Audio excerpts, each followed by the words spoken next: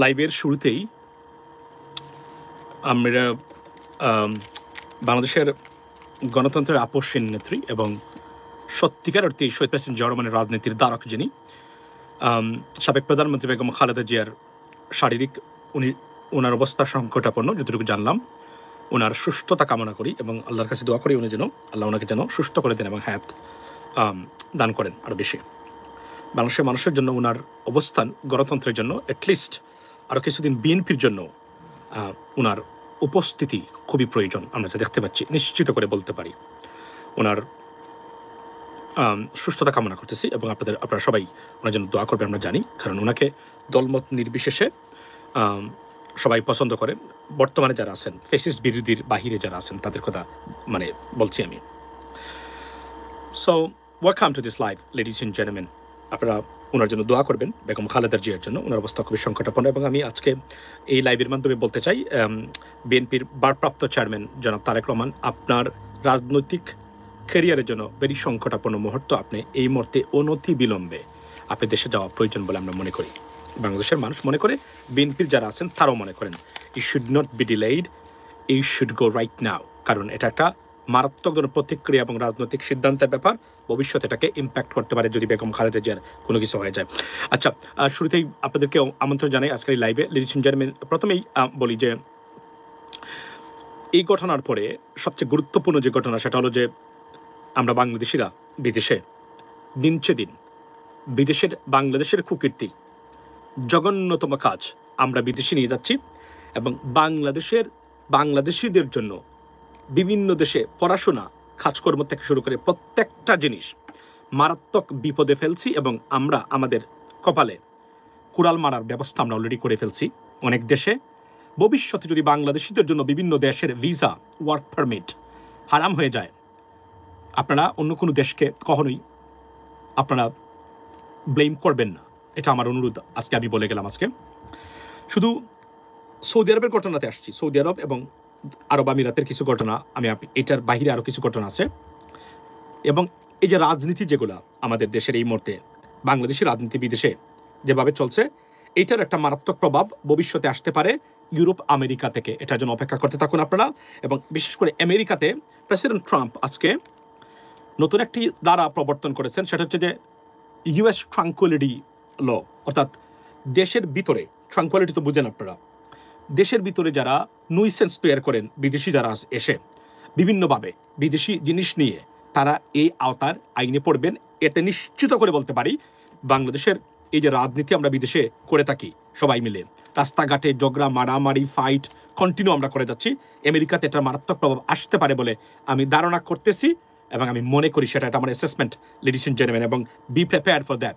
এটা আসতেছে এবং এটাকে ডিনেচারালাইজ বা নাগরিকত্ব কেড়ে নেওয়ার মতো অপরাধ হিসেবে গণ্য করতেছেন প্রেসিডেন্ট ট্রাম্প এবং তারা এগুচ্ছেন। এখনও পাশ হয় নাই বা দিস ইজ হোয়াট দে, যদিও নাগরিকত্ব বাতিলের ক্ষেত্রে এই আইন কখনোই বর্তমানে কার্যকর নয় বা এই ধরনের কোনো বিষয় নাই এখানে, যে কয়েকটা বিষয় আছে এর মধ্যে এটা নাই। তো এটা কীভাবে প্রসেস করবেন আমরা জানি না, তবে এই কথাটা আজকে নতুন উনি প্রপোজ করেছেন লেডিস এন্ড জেন্টলম্যান।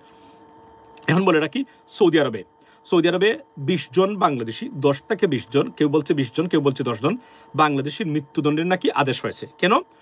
এরা বিভিন্ন সৌদি আরবে অনেক দিন থেকেই শুনছিলাম অপহরণ বাণিজ্যের সাথে, অপহরণের সাথে জড়িত। এরা রাস্তাঘাট থেকে প্রবাসীদেরকে অপহরণ করে নিয়ে যায়, পরে টাকা দিয়ে ছেড়ে দেয়।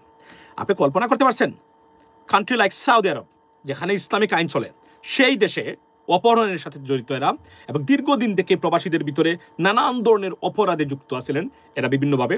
এদেরকে নাকি গ্রেপ্তার করা হয়েছে এবং এরা এদেরকে মৃত্যুদণ্ড কার্যকর করা হবে আগামীতে যে কোনো সময়। এটাই এখন আজকে বাজারে এবং সব জায়গাতে আছে। এবং আমি নিশ্চিত হতে পারি নাই, বাংলাদেশ এমবেসি থেকে, এটা আমি যেহেতু ফোন দেওয়ার সময় পাই নাই, আমি চেষ্টা করবো এখান থেকে নিশ্চিত হওয়ার। এবং এখানে বলে রাখি আমি আপনাদেরকে, এই ঘটনাটা অনেক দিন থেকেই শুনছিলাম যে এরা অপহরণের দায়ে বিভিন্ন এরিয়ার মানুষ, এরা বেশিরভাগই যারা আছেন এখানে তারা নাকি কুমিল্লা এবং বিবাড়িয়ার মানুষ আছেন তারা।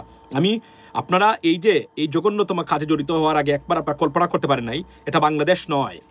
এটা অনেকেই মনে করেন শেখ হাসিনার পৃথিবী, এটা শেখ হাসিনার পৃথিবী নয়।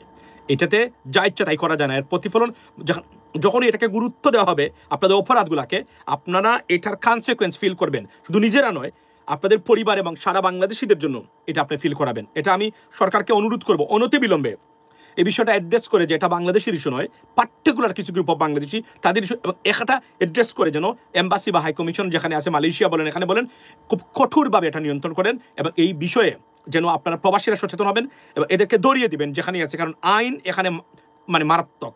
এই দেশে গিয়ে এই জঘন্যতম অপরাধ করার একটিবারও তাদের মনে হলো না এটা বাংলাদেশ নয়, এটা শেখ হাসিনার বাংলাদেশ নয়, এখানে অপরাধ করে পার পাওয়া যায় না। আমরা মনে করি এটা মানে কেন শেখ হাসিনা বাংলাদেশ বললাম, যে এটা এমন নৈরাজ্য ছিল বাংলাদেশে যে আপনি যদি শেখ হাসিনার মানুষ থাকেন আপনি যা ইচ্ছা তাই করতে পারতেন, তারও কি এইটাই মনে করেছেন কিনা? আর না হলে এই জঘন্যতম অপরাধের সাথে যুক্ত হওয়ার আগে একটিবার তার চিন্তা করা উচিত ছিল এটার কনসিকুয়েন্স কোন জায়গা পর্যন্ত যেতে পারে। এবং আমি আপনাদেরকে বলি, যেভাবে বিদেশে বর্তমানে বাংলাদেশের রাজনীতি পার্টিকুলারলি এই মুহূর্তে আওয়ামী লীগের মানুষ যারা আছেন তারা যা শুরু করেছেন ইউরোপ আমেরিকাতে, নির্দ্বিধায় করে বলতে পারি এরা বিপদে পড়তে যাচ্ছেন খুব শীঘ্রই। আমেরিকাতেও এটা আন্ডার ইনভেস্টিগেশন, আমি আপনাদেরকে বলে রাখি আজকে। এবং বিভিন্ন বিষয় আছে, এই রাজনীতি, এই মারামারি, বিদেশের এই যে নুইসেন্স এবং বিভিন্ন লতে এটা পড়বে, এবং তারা এটাকে মানে যখন তারা গুরুত্ব দিবেন, অলরেডি আমেরিকাতে তারা গুরুত্ব দেওয়া শুরু করেছেন, দুদিন পরে পরে রাস্তাঘাটে মারামারি, একে অপরকে মারামারি, মানে আমেরিকান বিষয় না আসারা বিদেশি এটাকে ট্রান্স আটলান্টিক এই জিনিসটাকে importing into the United states and creating noise and problems and trouble for the American people, honestly speaking, those are living in the United States. So এইটা তারা ভালো চোখে দেখবেন না বলে আমি নিশ্চিত করে আমি মনে করি, এবং এটা করা উচিত এবং এটা ঘটতে যাচ্ছে নিশ্চিত করে বলতে পারি। আর মধ্যপ্রাচ্যের এই বিষয়টা এখন আপনি দেখেন, আমি তো শুনে অবাক হলাম, তারা অপহরণ করে সৌদি আরবের মতো দেশে। কেন বিলিভ ইট, মানে এরা কতটা বেপরুয়া, এই মানুষগুলা কারা এরা আমরা জানতে চাই। আপনারা যারা মধ্যপ্রাচ্যের এখানে আছেন, সৌদি আরবের আছেন, আরব আমিরাতে বসবাস করেন, আপনারা আমাদেরকে একটু বলবেন মানে এরা কারা। আমি তো প্রবাসীদেরকে নিয়ে কাজ করি, প্রবাসীদেরকে নিয়ে আমি অনেক কথা বলেছি, এবং আমার কথাগুলাই তো প্রবাসীদের মানে সমস্যার কথা, মানে যেগুলো এখন সব জায়গাতে শুনছি, সমস্যার সমাধান হয় না অনেকগুলার, বাট এইগুলাই তো আমি 8 বছর আগে শুরু করেছিলাম।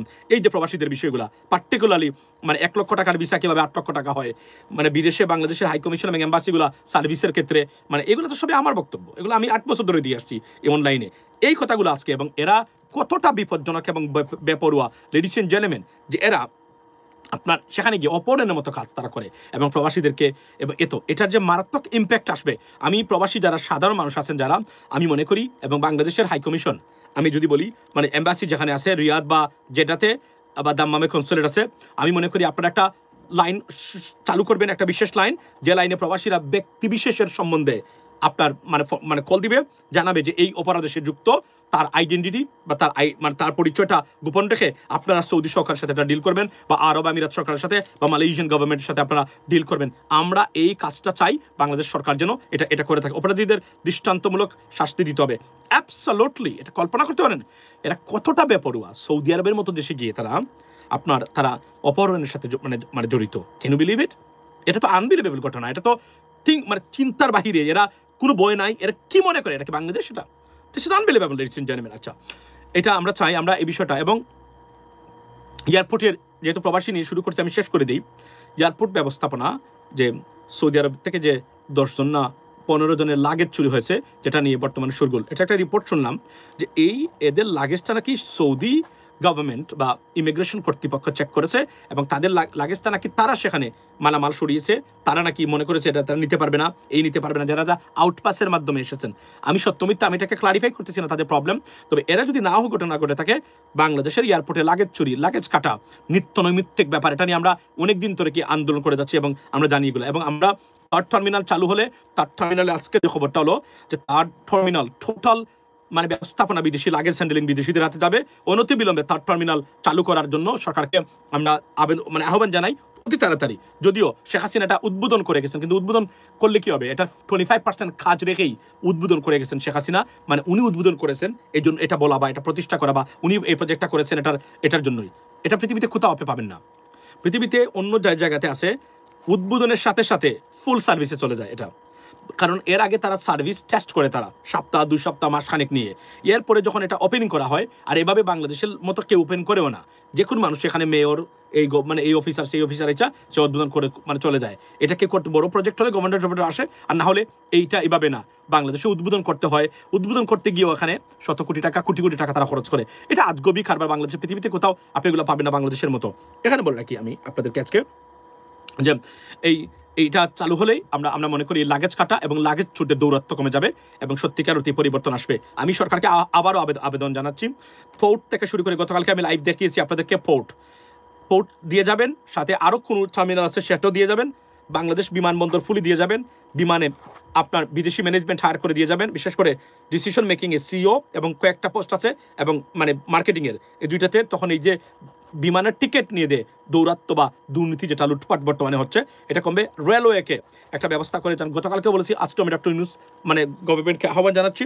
গতকালকে আমি আপনাকে বলি যে আমাদের মানে প্রধান উপদেষ্টার মানে প্রেস মানে সচিব ওনাকে বলা হয়েছে এই কথাগুলা, আমরা চাই যে আপনারা ডাইরেক্টলি এই কাজগুলো অন্তত এই বিষয়টা আপনারা করে যান। বাই দ্য ওয়ে, এখন আর সৌদি আরবের যারা এই অপরাধে যুক্ত কোনো মার্সি নাই, দৃষ্টান্তমূলক শাস্তি দাবি করে যাচ্ছি এদের সৌদি গভর্নমেন্টের কাছে, লেডিস এন্ড জেন্টলম্যান। সো এখন আমি যে মানে জায়গাতে আমি যে বিষয়টা নিয়ে কথা বলতে চাই সেটা হচ্ছে যে প্রবাসীরা, এবং আমি আবারও বলছি, যেভাবে অপরাধে যুক্ত হচ্ছে বাংলাদেশিরা, এটা যদি চলতে থাকে একটা পর্যায়ে দেশ যে টিকে আছে গার্মেন্টস এবং প্রবাসীদের উপরে। গার্মেন্টসের ক্ষেত্রে কি? গার্মেন্টসের ক্ষেত্রে হলো এখানে কিছু লক্ষ লক্ষ মানুষ মহিলারা কাজ করে, এটা জিডিপি বা দেশের আর্থিক মানে অভ্যন্তরীণ আর্থিক ব্যবস্থাপনায় অন্যতম একটা জিনিস। কিন্তু প্রবাসীরা সরাসরি দেশ চালায়, এ বিষয়ে কোনো সন্দেহ নাই। কেউ যদি আমার সাথে আসে তর্ক করতে, আমি মনে করি সে প্রস্রাব বা পায়খানা করতে পারে যদি যুক্তি এবং এভিডেন্স সহকারে যদি তর্ক করতে চায়। এই দেশ চালায় প্রবাসীরা এই মুহূর্তে, এর বাহিরে বাংলাদেশের কিছুই নাই।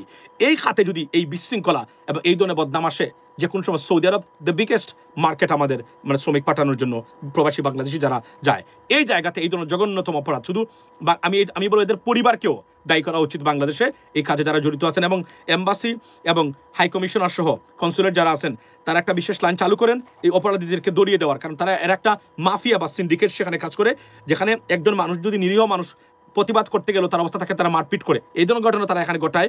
এটা একটা আনবিলিভেবল ঘটনা। এটা এম্বাসি এবং এদেরকে কঠোরভাবে নিয়ন্ত্রণ করার অনুরোধ জানাচ্ছি আমি।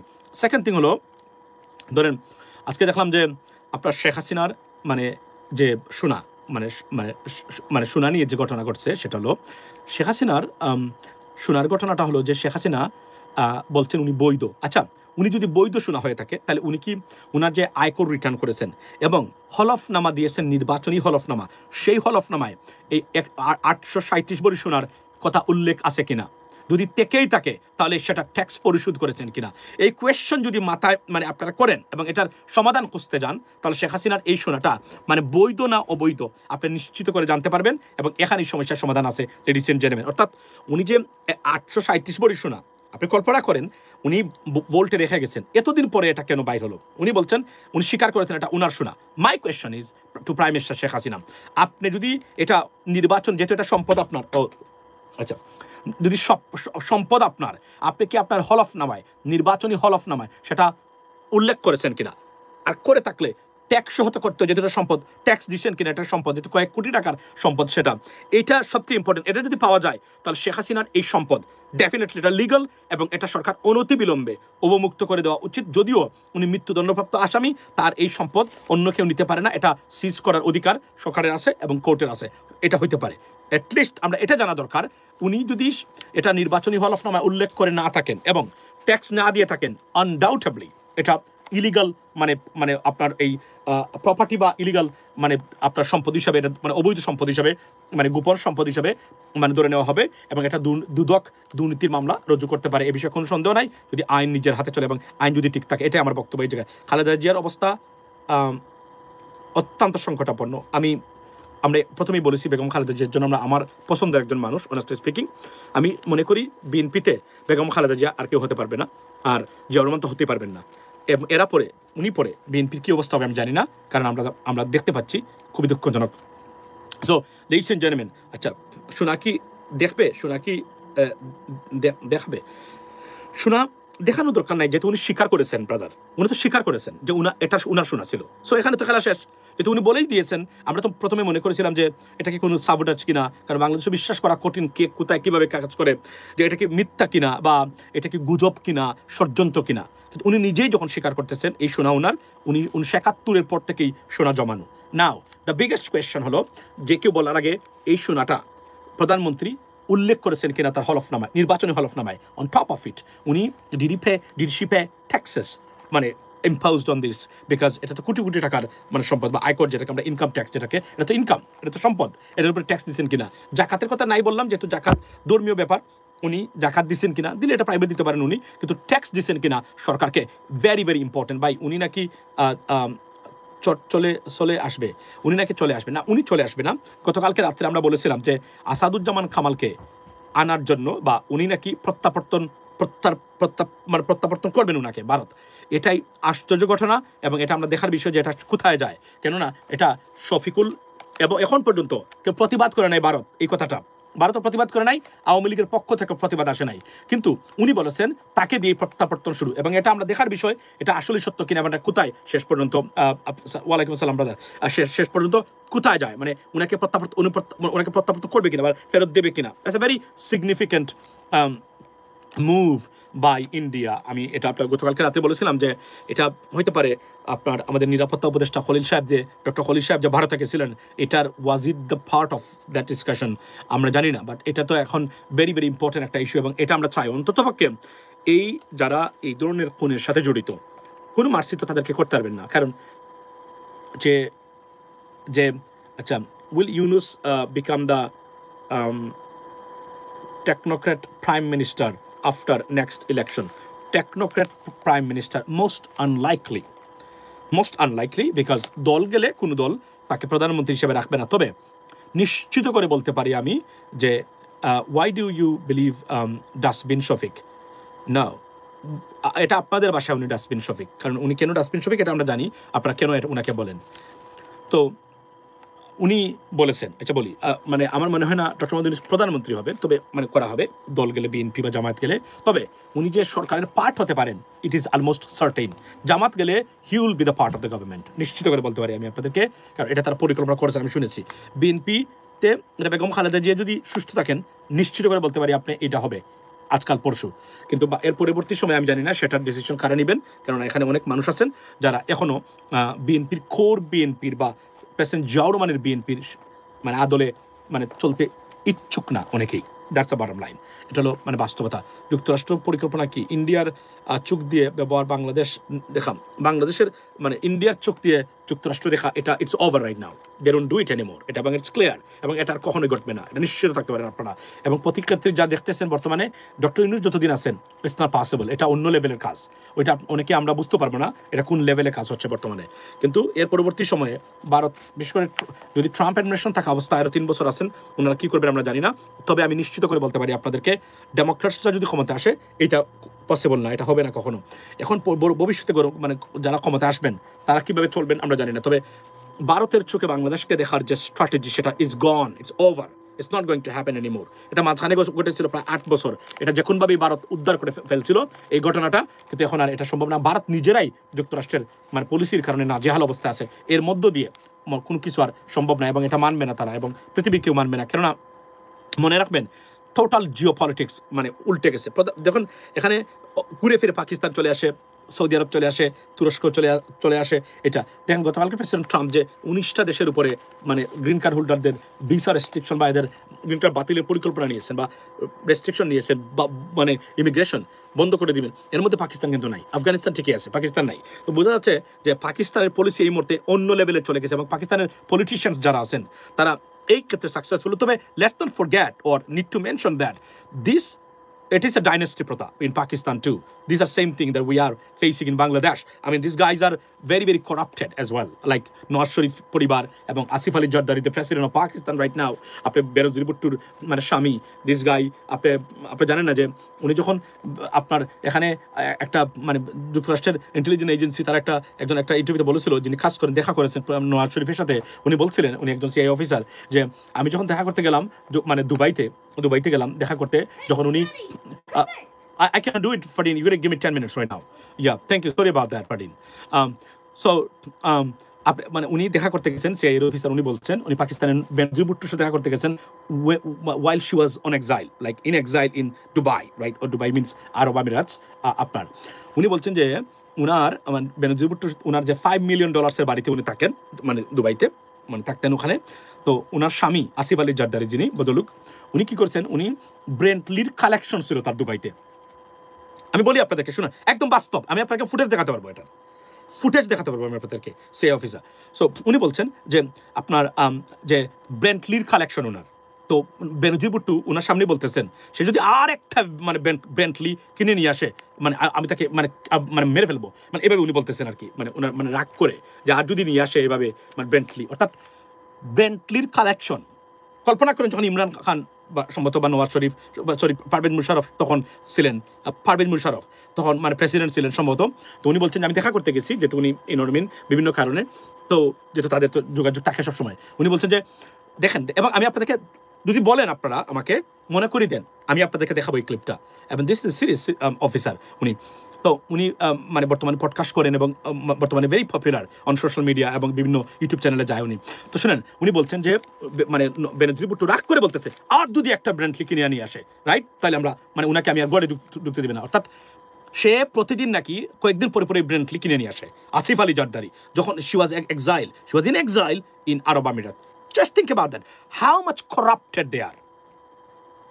প্রশ্ন উঠতেছে যে corruption is a problem in Pakistan ও বাংলাদেশ টু।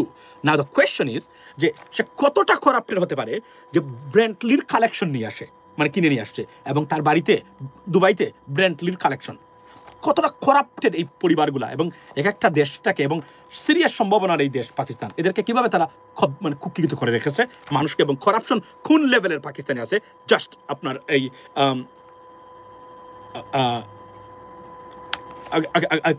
কোন লেভেলে আছে আপনি কল্পনা করেন তারা। তো এখানে যদিও এই মুহূর্তে এই নওয়াজ শরীফ পরিবার বা আপনি যদি বলি আসিফ আলী জারদারি যেহেতু প্রেসিডেন্ট, এরা একটু ভালো পজিশনে আছে, কেননা এটা এই ভালো পজিশনের অর্থ হলো ইমরান খানের রাজনীতি চিরদিনের জন্য শেষ হয়ে গেছে, it's over right now, it's gone. আর এই উনি ফিরতে পারবেন না, কেননা আর্মি রিঅকুপাইড এন্টার পাকিস্তানি মানে power and government, so that's what it is. এটা মানে শেষ।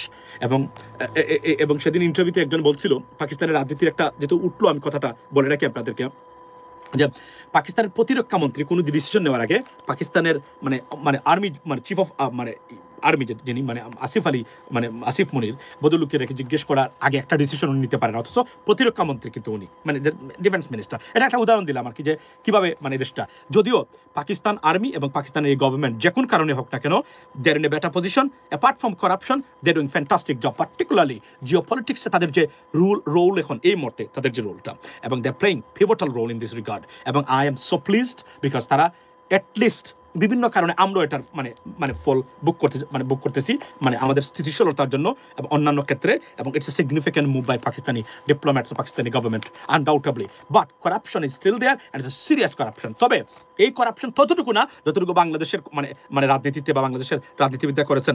বিগত 30 বছরের ভিতরে পাকিস্তানের কোনো রাজনীতিবিদ $1 বিলিয়ন পাচার করেন নাই পাকিস্তান থেকে, $1 বিলিয়ন। এটা আমি গ্যারান্টি দিই, আমি জেনেই বলছি আপনাদেরকে, বিগত 30 বছরের ভিতরে পাকিস্তানে কোনো রাজনীতিবিদ $1 বিলিয়ন মানে এই লেভেলের মানে টাকা পাচার করে নেয় পাকিস্তান থেকে। ইয়েস করেছেন 300 মিলিয়ন, 400 মিলিয়ন, 500 মিলিয়ন। পাকিস্তানে কোনো রাজনীতিবিদরা বিশাল বড় ধনী লোক না পৃথিবীর কোথাও। আপনি গিয়ে দেখবেন যারা রাজনীতিবিদের কথা বলছি, যেভাবে আমাদের সামিট গ্রুপের আজিজ খান রাইট, আমাদের আপনার এই যে মানে ব্যাংক ডাকাত মানে হাসিনার ডান হাত, শেখ হাসিনার ডান হাত এসালম $20 বিলিয়ন পাচার করেছে, এটার দ্বারে কাছেও নাই পাকিস্তান। আপনি কল্পনা করতে পারেন, মানে just think about that, ladies and gentleman, কত বড় একটা দেশ Pakistan, super power in terms of military capability. সেই দেশ দুর্নীতিতে মানে দুর্নীতি আছে, অথচ এই দুর্নীতি না। এখন এই সিআই অফিসার বদলুক, if he knows about the corruption about Bangladeshi politicians, this guy will be collapsed.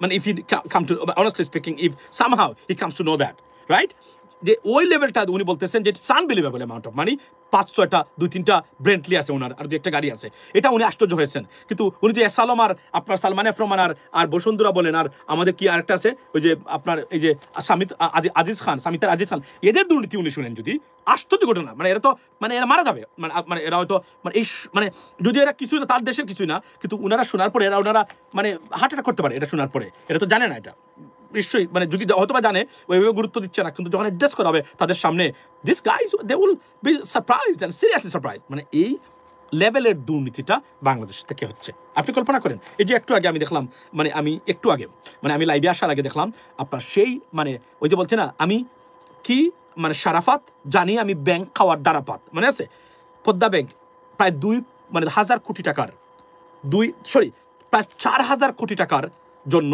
তারা তাকে দায়ী করেছে, এবং একটু আগে মামলা করেছে তারা সেই সারাফাতের বিরুদ্ধে, বুঝছেন? ওই যে নাম কি তার, কি সারাফাত, ওই যে বলে গেলাম তার নামটা, এ ভদ্রলোক আমি দেখলাম যে কিছুদিন আগে নাগাল টিভিতে আসছিল, আইসা বলতেছে সে কিছুই করে নাই, সে খুব ভালো লোক, ভদ্রলোক, কিন্তু তার বিরুদ্ধে পদ্মা ব্যাংকের যিনি কর্ণধার ছিল।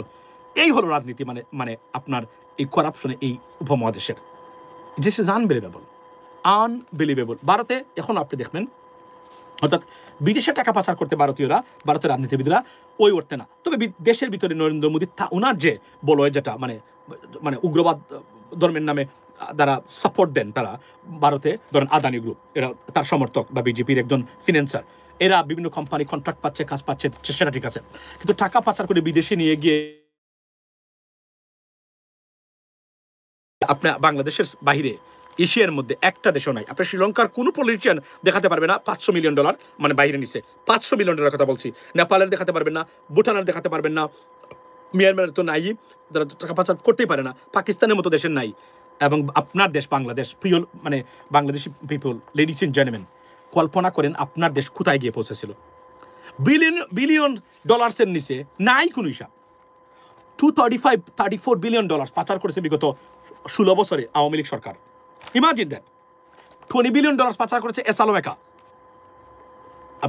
এবং এই যে বেনজির আছে, বেনজির প্রায় কয়েক হাজার কোটি টাকার মালিক, এবং কয়েক হাজার কোটি টাকা সে পাচার করেছে বাংলাদেশ থেকে। অর্থাৎ লুটপাট কাহাকে বলে, কত প্রকার ও কি পৃথিবীতে দেখতে চান আপনি, you should not go anywhere, come to Bangladesh, see the corruption, level of corruption in Bangladesh and looting of the treasury or people's wealth. ভাই পাকিস্তান থেকে বাংলাদেশি ট্যাঙ্কে আনার করার চোখ দিয়ে করা ভালো না। পাকিস্তান নিজেও ট্যাঙ্কের ক্ষেত্রে, আমি জানি না আপনার কথাটা বুঝতে পারতেছেন, আমি এতটুকু আমি আপনাদেরকে বলি। তো এই হলো বর্তমান বাংলাদেশের। তো শেখ হাসিনা উনি বিষাদগার করতেছেন। শেখ হাসিনা এবং আওয়ামী লীগের কেউ যদি থেকে থাকেন, আমি আপনাদেরকে একটা জিনিস বলতে চাই, সেটা হলো যে উনি ওনার শোনো নিয়ে গেছে, ওনার আফসোস এবং ওনার ক্ষুব্ধ প্রতিক্রিয়া ব্যক্ত করেছেন। I understand, but why don't you tell us that did you obtain it legally? How did you obtain it? মানে this like amount of golds, right? বলেন আপনি আমাদেরকে কিভাবে আপনি, যদিও শোনো অর্থাৎ সোনার সাথে আপনাদের সম্পর্কটা ভালো। আপনার ভাই উনি বিয়ে করেছিলেন যখন মানে অনাহারে অর্ধাহারে বাংলাদেশের মানুষ মারা যাচ্ছিল, সেই দুর্ভিক্ষের সময় সোনার মুকুট পরে বিয়ে করেছিলেন, এটা তো আমরা জানি, রাইট? আমরা কথা বলতে চাই না আপনার বাবাকে নিয়ে, ঠিক আছে, কিন্তু আপনি ইজ ফর গুড। আচ্ছা, তো আপনি আমাকে বলেন তো যে এই সোনাটা আপনি এতদিন ধরে এখানে মানে রেখে গেলেন, আপনি 837 বড়ি, যেই সোনা না, was it obtained legally? Tell us. Did you pay taxes? Number 1, আপনি কিভাবে পেলেন এবং ট্যাক্স দিয়েছেন কিনা, নির্বাচনী হলফনামায় উল্লেখ করেছিলেন কিনা? যদি এটা নিশ্চিত করতে পারেন শেখ হাসিনা, আমি আজকে আপনার সোনার জন্য, সোনা নয় মানে আপনার সোনার জন্য, গোল্ডের জন্য আমি প্রতিবাদে নামতে চাই।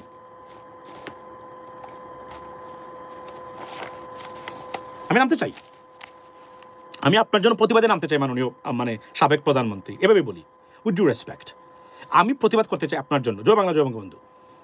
এই যে বলছেন আমার ভাই, বলেন আমি প্রতিবাদে নামতে চাই। কেউ আছেন কিনা আওয়ামী লীগের নিশ্চিত করতে পারবেন যে ওইটা legally obtained by her, right? যদি এটা হয় এবং উনি নির্বাচনী হলফনামা উল্লেখ করেছেন যে আমার এই প্রপার্টিটা এখানে মানে লোকারে বা যে কোন জায়গাতে সেফে আছে, উনি কি উল্লেখ করেছেন কিনা, এটা আমরা জানতে চাই। হাসিনা করবে ট্যাক্স পে? আচ্ছা, আপনি বলছেন যে সে করবে না, আপনি বলেন, আমি জানতে চাই। এখানে কেউ থাকলে আমাকে বলবেন, যদি না করে থাকেন, it is illegal and the government did the right thing. It's supposed to be seized and the government did the right thing. They seized this, right? এখন আপনি আমাকে বলেন, এর বাহিরে আর কোনো তর্ক চলে না। এই দেশ তো ন্যূনতম আইন কানুন নিয়ম তো মানতে হবে, তাই না? শেখ হাসিনার জন্য তো আর মানে 837 বড়ি স্বর্ণ ওইটা মানে গোপনে থাকবে, এটা কেউ জিজ্ঞেস করতে পারবে না, এটা তো হবে না।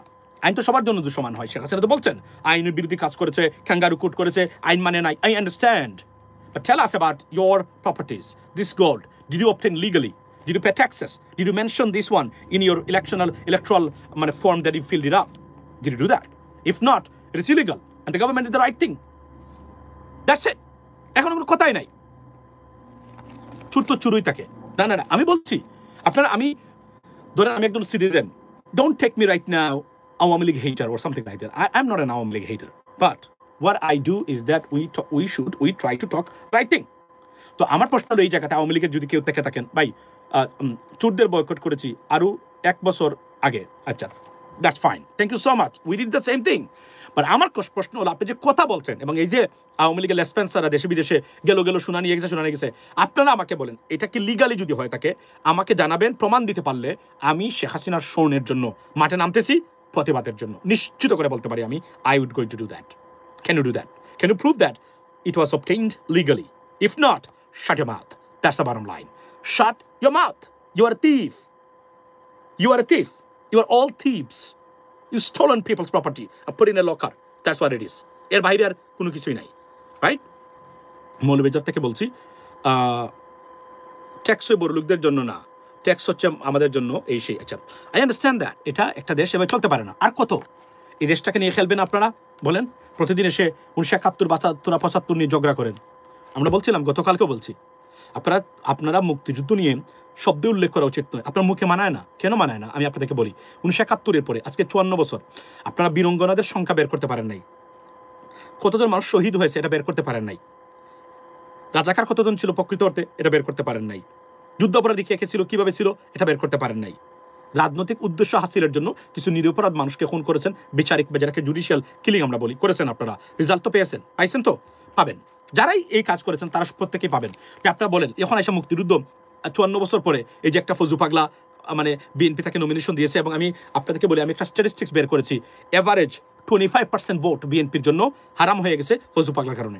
ফজু পাগলা 25% ভোট যেটা বিএনপিকে মানুষ দিত নষ্ট করে ফেলছে তার এই ব্যবহারের কারণে।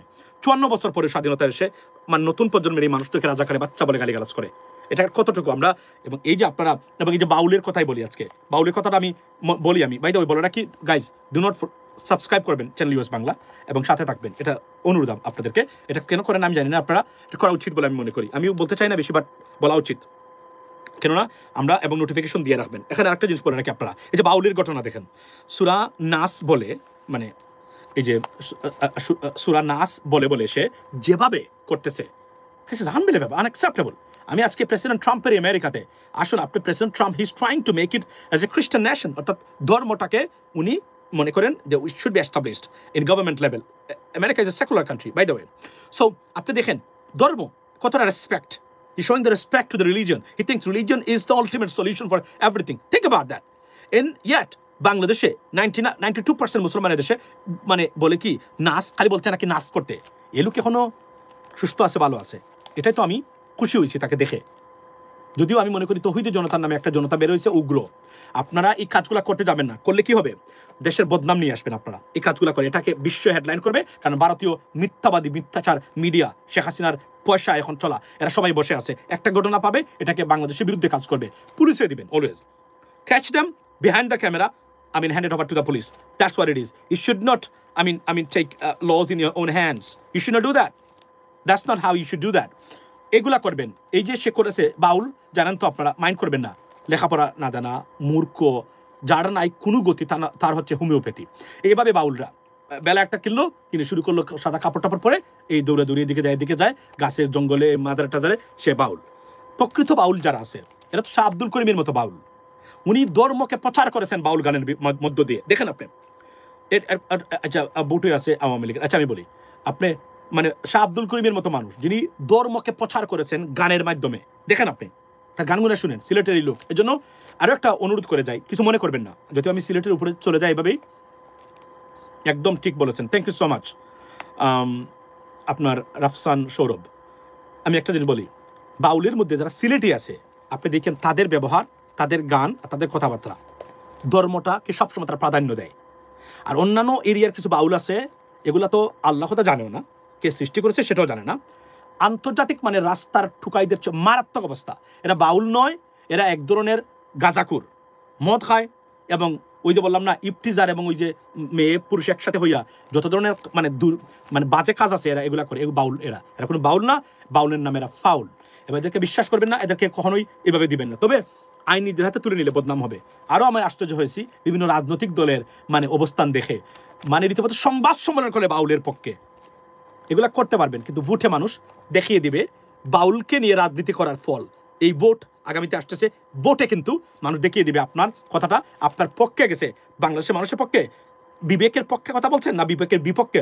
বিবেক মানে এর বিপক্ষে কথা বলছেন, এটা কিন্তু বাংলাদেশের মানুষ দেখিয়ে দেবে। এটা কোনো কথা? একটা স্টেটমেন্ট দিলে যে আইন নিজের হাতে তুলে নেবেন না, পুলিশে যান, এটাকে নিয়ে আমরা অসাম্প্রদায়িক, আমরা সাম্প্রদায়িক, আমাদের দলে জায়গা নেই, কি অবস্থা! কিন্তু বাউল যে কত বড় অপরাধ করলো, এটা নিয়ে আপনার কোনো কথা নাই। That's not freedom of speech. আমি কি এখন, আমি যদি পোপকে নিয়ে বিশ্রী কথাবার্তা বলি আমেরিকাতে, এটা কি বসে থাকবে আমার বিরুদ্ধে? যারা খ্রিস্টান লোক আছে তারা কি বসে থাকবে? তাদের ধর্মানুযায়ী আমি আঘাত আনবো না? আমি যদি এখন খ্রিস্টানিটি নিয়ে কথা বলি, is it right to do? No, it's not. Think about that, listen gentleman. আমেরিকাতে এখন আপনি পার পাবেন না, আর বাংলাদেশের মতো দেশে। এই জন্য বলছি যে অপরাজনীতি আর মূর্খতা রাজনীতিতে কোন পর্যায়ে গেছে আপনি দেখেন। আমি এবং আমার সবচেয়ে দুঃখ লাগে, লেডিস এন্ড জেন্টলম্যান, আপনারা এত মানুষ এখানে আছেন, দুঃখের কথা বলি, আমরা একে অপরকে জঙ্গি বানানোর চেষ্টা লিপ্ত।